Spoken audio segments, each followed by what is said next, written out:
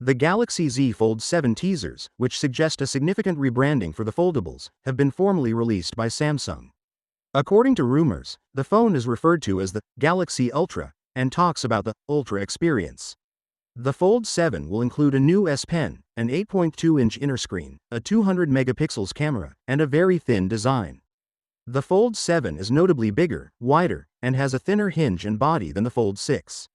The overall form is nevertheless comparable to the Fold 6. Additionally, cameras are being improved.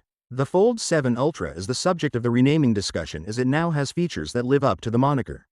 The Fold lineup this year has almost lived up to the Ultra moniker. Samsung acknowledged that they had heard the need for better cameras, bigger displays, greater ways to connect and create, and foldable Galaxy AI capabilities.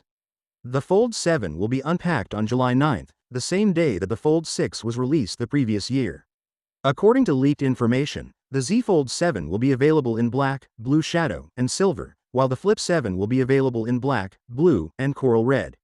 This year, the Z Flip 7 FE with 128GB or 256GB of storage will also be accessible. At debut, Samsung's much-discussed trifold phone will only be accessible in China and South Korea.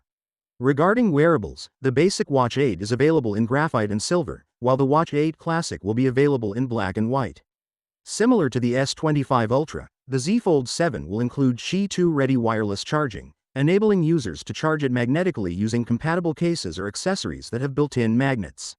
The bigger, wider displays, improved cameras, slimmer design, and superior construction of the Fold 7 are all reasons to be thrilled. Samsung has done a fantastic job if it had a bigger battery. Despite intense strain, the titanium frame hardly moved, which is encouraging for the Z Fold 7. Finally, what are your thoughts about it? So without being said, let me know your thought in the comment below, and if you are new here, please subscribe. Peace out.